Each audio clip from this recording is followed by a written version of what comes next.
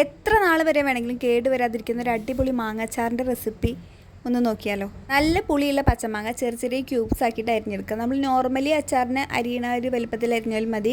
ഇങ്ങനെ അരിഞ്ഞെടുക്കാം. പിന്നെ അതിലേക്ക് വേണ്ടതാണ് കടുകും ഉലുവയും കൂടിയിട്ട് വറുത്ത് പൊടിച്ച ഈ പൊടി. നല്ല ഫൈനായിട്ട് പൊടിക്കൊന്നും വേണ്ട കേട്ടോ. നല്ലെണ്ണയിലാണ് കേട്ടോ നമ്മൾ ഈ അച്ചാർ ഉണ്ടാക്കുന്നത്. നല്ലെണ്ണയിൽ ഉണ്ടാക്കുന്ന അച്ചാറുകൾക്ക് ഒരു പ്രത്യേക ടേസ്റ്റാണ്. ചട്ടി ചൂടാകുമ്പോൾ നല്ലെണ്ണ ഒഴിക്കുക. അതിലേക്ക് മറ്റേ കായത്തിൻ്റെ ഒരു പീസ് ഇടുക. എന്നിട്ട് നല്ലതുപോലെ മൂപ്പിച്ചിട്ട് എടുക്കുക. അത് പൊടിച്ചെടുക്കാനുള്ളതാണ്.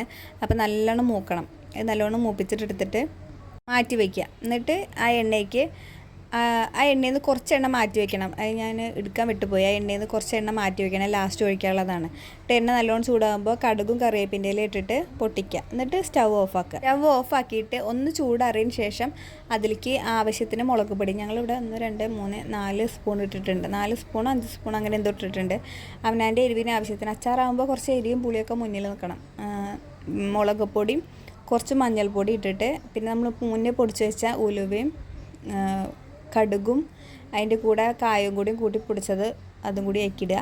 ഇവിടെ നല്ലതുപോലെ ഇളക്കി മിക്സ് ചെയ്യുക. തീ ഓണാക്കി ചെയ്യരുത്. ഈ സമയത്ത് ഫുള്ള് ഓഫായിരിക്കണം.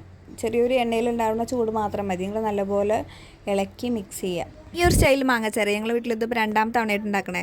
ഫസ്റ്റ് ഉണ്ടാക്കിയപ്പോൾ എല്ലാവർക്കും ഇഷ്ടമായി. അപ്പോൾ പിന്നെ ഒന്നും കൂടിയും ട്രൈ ചെയ്ത് നോക്കുകയാണ്. ഞങ്ങളുടെ വീട്ടിലധികം ഈ ഇൻസ്റ്റൻറ്റ് മാങ്ങാച്ചാറ് ഉണ്ടാക്കും. ഒരാഴ്ച കൊണ്ട് തീർക്കും. അതാണ് പതിവ് കേട്ടോ. അതാണ് ഞങ്ങൾക്ക് എല്ലാവർക്കും ഇഷ്ടം. നല്ലെണ്ണ കൊണ്ട് ഉണ്ടാക്കാറുമില്ല. നല്ലെണ്ണ വെച്ചിട്ട് ഇങ്ങനെ ഒരു ഐറ്റം ഉണ്ടാക്കി നോക്കിയപ്പോൾ എല്ലാവർക്കും ഭയങ്കര ഇഷ്ടമായി. അപ്പോൾ പിന്നെ ഒന്നും കൂടി അത് കഴിഞ്ഞപ്പോൾ 2ാമത് ഉണ്ടാക്കാൻ കേട്ടോ അത്.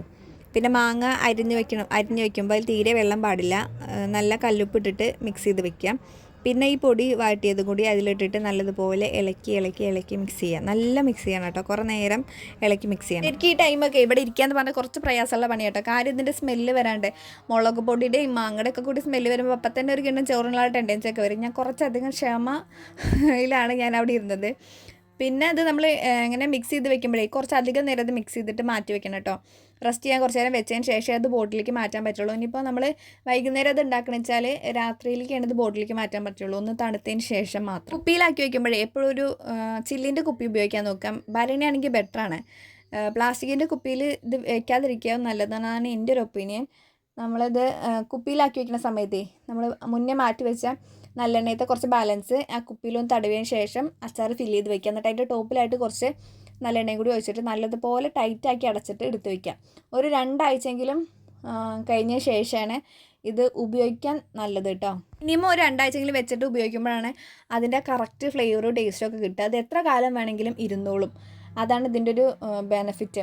അത്രയും ടേസ്റ്റാണ് കേട്ടോ. ഈ രീതിയിൽ അച്ചാർ ഉണ്ടാക്കി നോക്കിയിട്ടില്ലെങ്കിൽ എന്തായാലും ഒന്ന് ട്രൈ ചെയ്ത് നോക്കണം. ഇനി വീഡിയോസ് ഇഷ്ടപ്പെടുകയാണെങ്കിൽ ചാനൽ സബ്സ്ക്രൈബ് ചെയ്ത് സപ്പോർട്ട് ചെയ്യാൻ മറക്കരുത്. നമുക്ക് അടുത്തൊരു വീഡിയോ ആയിട്ട് കാണാം. അപ്പോൾ ഓക്കെ, ബൈ.